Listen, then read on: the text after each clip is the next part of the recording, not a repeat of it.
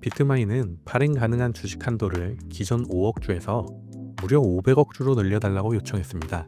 비스트 인더스트리즈에 2억 달러, 우리 돈 약 2,800억이라는 거금을 투자하겠다고 발표합니다. 이 거래의 의도가 가장 명확하게 드러난 사건이 바로 1월 15일 발표된 비스트 인더스트리즈의 투자건입니다.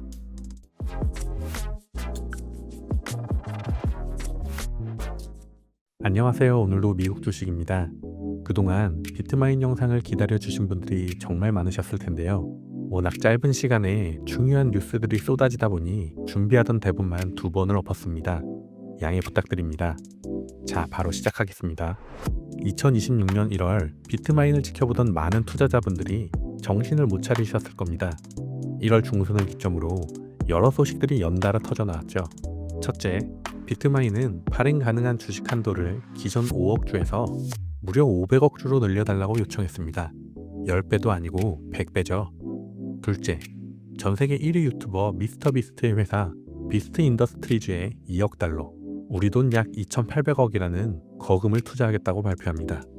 셋째, 회사의 자산을 공격적인 벤처 투자에 사용하는 이른바 문샷 프로그램의 비중을 조용히 늘려버립니다. 이더리움을 모으겠다던 회사가 갑자기 주식을 100배 더 찍어낼 권한을 요청하고 유튜버에게 수천억 원을 태우고 벤처 투자를 늘리겠다고 합니다. 누군가는 이렇게 말할지도 모릅니다. 주주 가치를 희석시키는 악재다. 하지만 저는 조금 다르게 생각합니다. 저는 최근 이러한 변화들이 톰리와 비트마인의 임원진들이 내린 최종 목적지가 월가의 심장부인 S&P 500이기 때문이라고 생각합니다. 오늘은 그들의 목적지가 S&P 500일 수밖에 없는 제 분석 내용을 공유드리려 합니다. 비트마인에 관심이 많으신 분들이라면 영상 후반까지 꼭 들어보시는 걸 추천드립니다. 먼저 가장 논란이 되었던 500억 주부터 풀어보겠습니다. 지난 1월 2일 회사는 주주들에게 보낸 서신을 통해 프로포절 2에 찬성표를 던져달라고 호소했죠. 내용은 간단합니다. 회사가 발행 가능한 주식의 총수를 5억 주에서 500억 주까지 늘리겠다는 겁니다. 일반적으로 주식수를 이렇게 늘린다는 건 주주들에게는 공포입니다. 내 주식의 가치가 물처럼 희석될 수 있다는 뜻이니까요. 회사는 프록시 문서를 통해 이것이 자본 조달이나 향후 주식 분할 그리고 M&A를 위한 것이라고 설명했습니다. 하지만 여기서 우리는 질문을 던져야 합니다. 단순히 이더리움을 사 모으는 회사라면 왜 굳이 500억 주라는 천문학적인 탄약이 필요할까? 단순히 돈이 필요한 거라면 50억 주만 되어도 ATM 프로그램으로도 충분합니다. 이 500억 주는 단순한 자금 조달용이 아니라고 생각합니다. 이것은 거래를 위한 카드입니다. 회사가 덩치를 키우기 위해 다른 기업을 인수하거나 거대한 파트너십을 맺을 때 현금 대신 지불할 수 있는 가장 강력한 무기가 바로 자사주이기 때문이죠. 즉, 500억 주 한도 상향은 앞으로 우리는 단순히 코인만 사는 게 아니라 기업을 사고 파는 준비를 하겠다는 겁니다. 이 거래의 의도가 가장 명확하게 드러난 사건이 바로 1월 15일 발표된 비스트 인더스트리즈의 투자건입니다. 비트마인은 이 회사에 2억 달러 지분 투자를 단행했습니다. 많은 분들이 의아해 하셨을 겁니다. 이더리움 회사가 왜 유튜버에 투자하지? 하지만 보도자료를 꼼꼼히 읽어보면 흥미로운 문구가 등장합니다. 비스트 인더스트리즈 CEO 제프 하우젠볼드는 이렇게 말합니다. 향후 금융 서비스 플랫폼에 디파이를 접목하는 협업 가능성을 탐색하겠다. 이게 무슨 의미일까요? 비트마인은 단순히 유튜브 광고 수익을 나누자고 들어간 게 아닙니다. 그들은 전 세계 4억 5천만 명의 구독자를 가진 거대한 유통 채널을 확보한 겁니다. 금융 상품이든 새로운 코인 서비스든 결국 대중에게 팔 수 있는 창구가 있어야 합니다. 이더리움이라는 자산에 미스터비스트라는 플랫폼을 결합하려는 시도. 이것은 전형적인 운영회사의 사업 확장 방식입니다. 기존 DAT 기업들의 운영 방식과는 결이 다른 거죠. 그리고 또 하나, 여러분이 놓쳤을지 모르는 아주 미묘하지만 결정적인 단서가 있습니다. 바로 문샷 프로그램입니다. 회사가 처음 로드맵을 발표했을 때 이 문샷 프로그램에 배정된 자산 비중은 고작 1%였습니다. 이더리움에 시너지를 줄 실험적인 투자를 조금 해보겠다 정도의 뉘앙스였죠. 그런데 최근 비트마인의 게시글을 보고 얘네들 진짜 순수 DAT에서 버크셔처럼 자본 배분형으로 확장하려고 하는구나 라는 생각을 했습니다.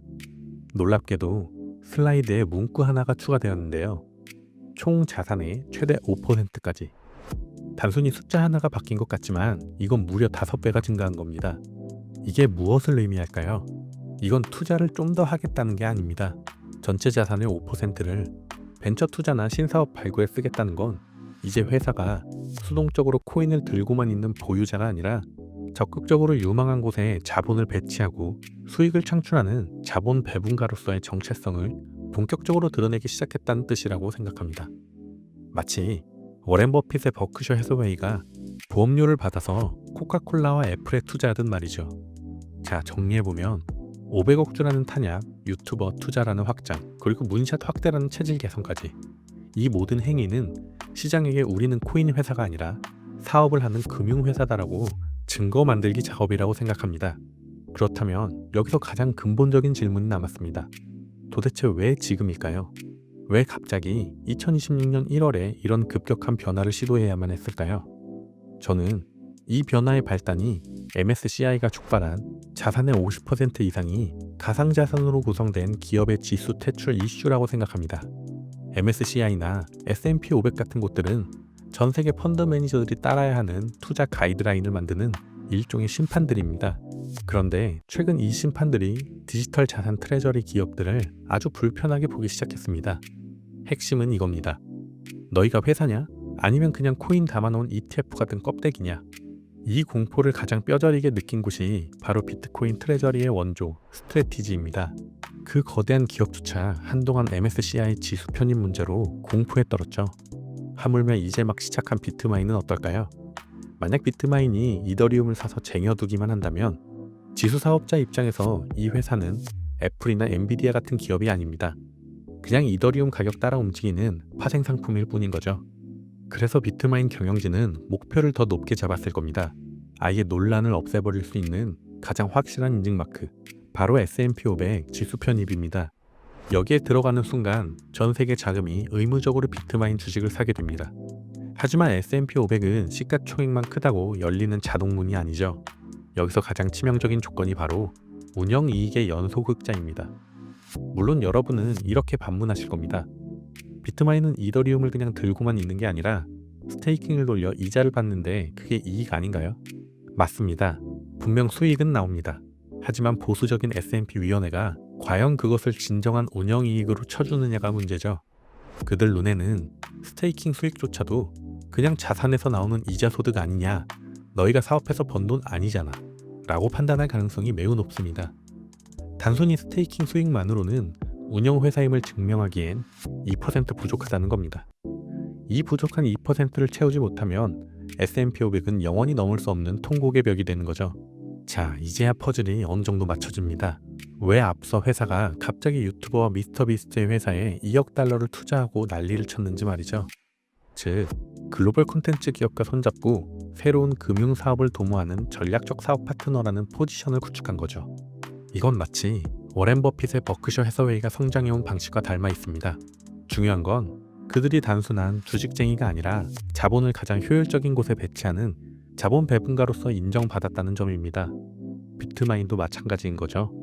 이더리움이라는 자산을 기반으로 비스트 인더스트리즈 같은 실체 있는 기업에 투자함으로써 우리는 단순한 투자 기구가 아니라 적극적으로 비즈니스를 확장하고 연결하는 운영 주체다라는 명분을 쌓고 있는 겁니다. 하지만 이것만으로는 부족합니다. 결국 핵심은 수익의 질을 증명하는 것입니다.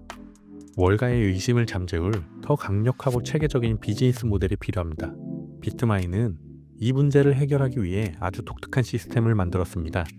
자신들이 가진 이더리움을 제3자에게 단순히 예금처럼 맡기는 게 아니라 공장에 집어넣어 끊임없이 제품을 찍어내게 만드는 시스템, 바로 마반이라는 이름의 엔진입니다.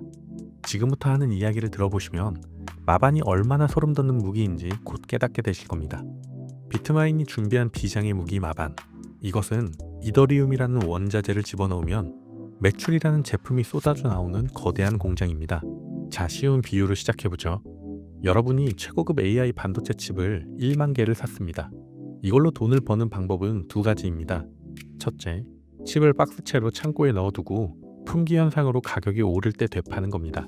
이건 리셀러죠. 둘째, 그 칩을 꽂아서 거대한 데이터 센터를 짓고 사람들에게 클라우드 서비스를 제공해서 사용료를 받는 겁니다. 이건 아마존이나 마이크로소프트가 하는 비즈니스죠. S&P 500은 박스를 쌓아두는 리셀러는 거들떠보지 않습니다. 서비스를 제공하는 데이터 센터 기업에는 열광하죠. 자산 가격 변동과 무관하게 계속해서 현금이 창출되니까요. 지금까지 대부분의 코인 트레저리 회사들은 첫 번째 방식이었습니다. 코인 사놓고 기도하기. 하지만 비트마인은 마반을 통해 두 번째 방식으로 전환했습니다. 그들이 보유한 이더리움을 창고에 쌓아두는 대신 블록체인 네트워크를 검증하는 검증인으로 참여시킨 겁니다. 이게 무슨 차이냐면요. 이제 비트마인의 장부에서 이더리움은 단순한 투자 자산이 아닙니다. 매일매일 네트워크를 유지보수하고 그 대가로 수수료를 받아내는 기계장치가 되는 겁니다. 이 생산 설비를 돌리는 시스템의 이름이 바로 마반인 거죠. 구체적으로는 비트마인이 직접 구축한 스테이킹 인프라와 검증 노드들을 통칭하는 개념으로 보시면 됩니다. 이 마반 엔진이 돌아가기 시작하면 놀라운 일이 벌어집니다. 우리가 잠을 자는 동안에도 이더리움 네트워크에서 발생하는 트랜잭션을 처리해주고 그 보상으로 이더리움을 받습니다. 이건 코인 가격이 오르든 내리든 상관없습니다. 네트워크가 돌아가는 한 기계는 24시간 365일 보상을 채굴해낼 겁니다. 여기서 핵심은 안정성입니다. 코인 가격은 반토막이 날 수 있죠. 하지만 이더리움 네트워크에서 생성되는 블록의 보상률은 상대적으로 일정합니다. 즉, 비트마인은 변동성이 큰 투자판에서 벗어나 예측 가능한 현금 흐름이 발생하는 제조업의 영역으로 들어온 셈입니다. 우리는 디지털 인프라를 돌리는 운영 사업자입니다. 마반은 바로 이 주장을 뒷받침하는 기술적 실체인 거죠. 자, 여기서 정말 중요한 포인트가 하나 있습니다. 과연 자기 돈으로 돌린 스테이킹 수익을 매출로 인정해 줄 것인가? 이것은 아직 회계업계에서도 뜨거운 감자입니다. 일부는 그건 그냥 이자 소득이라고 말하고, 누군가는 아니다, 직접 서버를 돌리고 용역을 제공했으니 사업 매출이다라고 주장하죠. S&P 500 위원회도 이 부분을 아주 까다롭게 볼 겁니다. 무조건 매출로 인정된다는 보장은 없습니다. 하지만 중요한 건 명분입니다.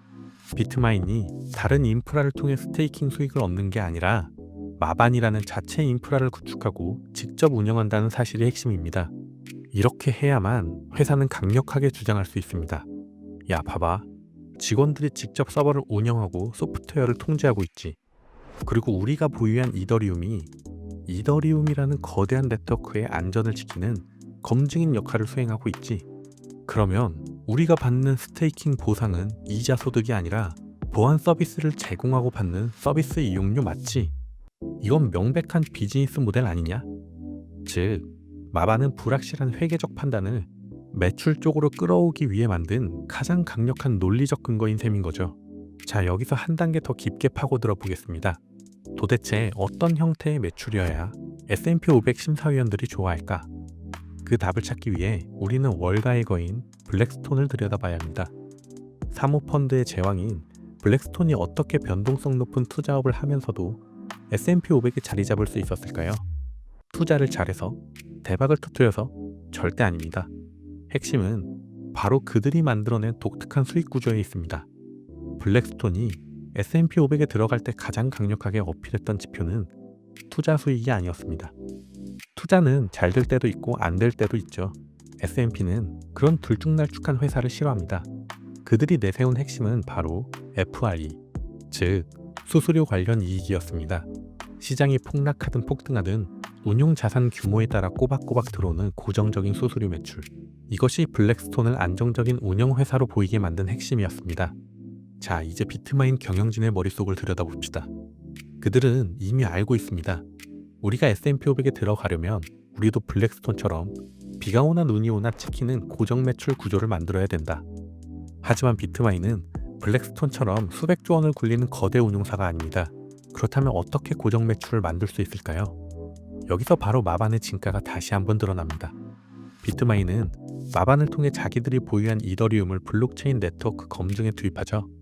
네트워크가 돌아가는 한 검증 보상은 끊임없이 그리고 비교적 일정하게 들어옵니다. 즉, 비트마인은 보유한 자산을 마반에 투입해서 마치 블랙스톤이 수수료를 챙기듯 고정적인 운영 수익을 만들어내는 구조를 갖춘 것입니다. 회계적으로 볼 때 이것은 투기에서 번 돈이 아니라 플랫폼을 운영해서 번 돈으로 포장될 수 있는 가장 강력한 근거가 됩니다. 블랙스톤에게 FRE가 있었다면 비트마인에게는 마반을 통한 스테이킹 보상이 그 역할을 하는 거죠. 물론 비트마인은 여기서 멈추지 않고 남의 돈, 즉 기관들의 자금을 유치하는 제3자 스테이킹 서비스도 준비하고 있습니다. 하지만 무지성 행복회로는 피해야겠죠. 여기서 우리는 냉정하게 숫자를 봐야 합니다. 현재 시장 구조상 기관들에게 스테이킹 서비스를 제공받는 수수료는 대략 보상의 10% 수준입니다. 이더리움 스테이킹 연수익률을 4%라고 가정하면 비트마인이 가져가는 수수료는 전체 자산 대비 고작 0.4%에 불과합니다. 블랙스톤이 앉아서 1, 2%를 떼어가는 것에 비하면 0.4%는 단순 대행만으로는 큰 수익을 만들기 어려운 숫자죠. 그렇기 때문에 앞으로 비트마인에게 남겨진 가장 중요한 과제는 바로 서비스의 확장입니다.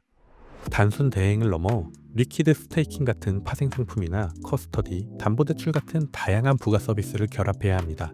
그 서비스가 무엇이 되었든 이 0.4%의 수수료율을 높이고 고정 수입의 파이를 키우는 것.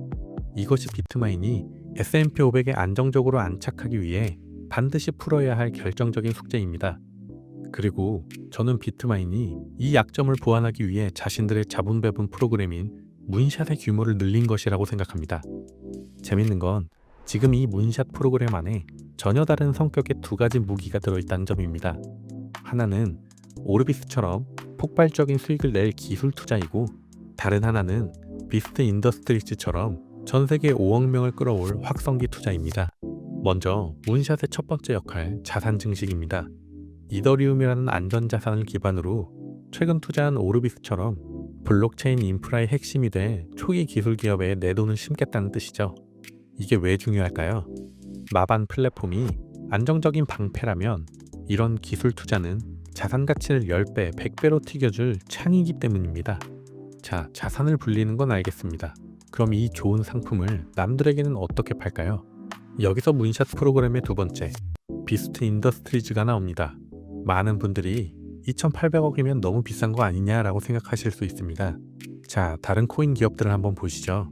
크립토닷컴이나 FTX 같은 거래소들이 스포츠 경기장 이름 하나 붙이고 광고판 하나 거는데 매년 수천억 원을 마케팅 비용으로 태워 없앱니다. 그건 쓰고 나면 사라지는 돈이죠. 반면 비트마인의 2억 달러는 다릅니다. 이건 광고비로 사라지는 돈이 아니라 비스트 인더스트리즈의 지분을 사는 투자금입니다. 돈은 돈대로 굴리면서 동시에 전 세계의 MZ세대에게 가장 영향력 있는 미스터 비스트라는 채널을 비트마인의 마케팅 파트너로 영원히 소유하게 된 것입니다. 남들은 매년 수천억 원씩 월세를 내며 광고할 때 비트마인은 2억 달러를 내고 아예 광고판의 주인이 돼버린 거죠. 이것이야말로 고객 획득의 비용을 획기적으로 낮추는 천재적인 자본 배분 전략입니다. 자, 이제 이 그림을 합쳐보겠습니다. 기술과 유통망, 그리고 마반은 서로 따로 노는 게 아니라 서로가 서로를 밀어주는 거대한 플라이휠입니다. 문샷으로 유망한 기술과 자산을 발굴하여 덩치를 키웁니다. 마반은 확보된 자산과 기술로 안정적인 운영 수익을 찍어냅니다. 비스트는 이 검증된 플랫폼을 전 세계 대중에게 알리고 연결합니다. 그리고 여기서 번 돈으로 다시 문샷과 이더리움에 투자합니다. 이 사이클이 돌아가기 시작하면 비트마인은 단순한 코인 회사가 아니라 투자, 기술, 미디어가 결합된 거대한 핀테크 생태계로 진화하게 됩니다. S&P 500 위원회도 이런 탄탄하고 유기적인 사업 구조를 가진 기업을 단순 투자기구라고 무시할 수는 없을 겁니다. 자, 그럼 도대체 누가 이 복잡하고 정교한 금융 구조를 설계하고 실행하는 걸까요? 비트마인의 이사회와 경영진 명단을 뜯어보면 아주 흥미로운 공통점이 발견됩니다. 이들은 단순한 크립토 신봉자들이 아닙니다. 뼛속까지 금융과 월가의 DNA를 가진 사람들입니다. CEO부터 최근 영입된 주요 인사들까지 그들의 이력은 사모펀드, 헤지펀드, 그리고 제도권 금융기관으로 채워져 있습니다. 심지어 비트마인을 실질적으로 설계한 모자익스까지 제도권 금융기관 출신들입니다. 이게 뭘 의미할까요? 이더리움이라는 자산을 어떻게 증권화하고 어떻게 회계 처리를 해서 S&P 500 기준에 맞출지, 그리고 어떻게 자본시장의 룰을 이용하여 회사의 가치를 뻥튀기 할지 정확히 아는 금융기술자들이라는 겁니다. 우리가 초반부터 분석했던 500억 주 상향, 마반 구조와 미스터비스트 투자는 바로 이 금융 엔지니어들의 계산기에서 나온 전략적 산물입니다. 자, 이제 다시 돌아와서 도대체 500억 주나 되는 주식은 어디에 쓰려는 건가에 대한 답을 정리해 보겠습니다. 비트마인은 본질적으로 이더리움 트레저리 기업이죠. 이 정체성은 사라지지 않을 겁니다. 그들의 목표는 이더리움 전체 공급량의 5%, 나아가 10%까지 흡수하는 것입니다. 그렇기 때문에 이 500억 주 중 상당 부분은 ATM 발행을 통해 이더리움을 사모으는 자금 조달용으로 쓰이는 것은 분명합니다. 최적의 조건에서 자본을 조달해 이더리움을 사는 것, 이건 기본 중의 기본이죠. 하지만 아무리 이더리움을 많이 산다고 해도 500억 주는 너무나 거대한 규모입니다. 단순히 코인만 사는 용도로는 설명이 안 되는 천문학적인 숫자죠. 그렇다면 답은 명확해집니다. 이 자금의 나머지 용도는 바로 전략적 투자와 M&A일 확률이 매우 높습니다. S&P 500이 요구하는 운영이익을 빠르게 맞추기 위해 현금 창출 능력이 뛰어난 기업을 통째로 인수하거나 혹은 문샷 프로그램의 일환으로 절대 놓치면 안 될 투자 기회가 포착되었을 때 지체 없이 방아쇠를 당길 수 있는 즉각적인 실탄이 필요하기 때문입니다. 즉 500억 주는 이더리움 매집이라는 기본기에 기업 인수와 문샷 투자라는 확장성까지 더하기 위해 설계자들이 준비한 반드시 필요한 무기인 거죠. 물론 마냥 낙관만 할 수는 없습니다. 아무리 마반으로 매출을 만들어도 비트마인이 보유한 막대한 이더리움의 가격이 폭락하면 회계 장부상 순이익은 적자로 찍힐 수 있습니다. S&P 500 위원들은 변동성을 극도로 싫어합니다. 너네 영업이익은 흑자인데 순이익은 왜 이 모양이야? 이더리움 가격 떨어지면 회사 망하는 거 아니야? 이 질문에 답하지 못하면 아무리 버크셔와 블랙스톤 모델을 흉내내도 헛소고입니다. 그래서 비트마인은 앞으로 해지 전략이나 별도 재무제표 등을 통해 이더리움 가격 변동이 회사의 본질적인 운영 능력을 가리지 않도록 증명해야 하는 아주 어려운 숙제를 안고 있죠. 네, 지금 비트마인은 아무도 가보지 않은 길을 가고 있습니다. 어쩌면 DAT 기업으로는 최초로 S&P 500이라는 성배를 가질 수 있습니다. 분명한 건 그들은 지금 설계도를 완성했고 무기를 장전했다는 사실입니다. 이제 그들에게 남은 건 검증뿐입니다. 오늘도 행복한 하루 보내시길 바랍니다. 감사합니다.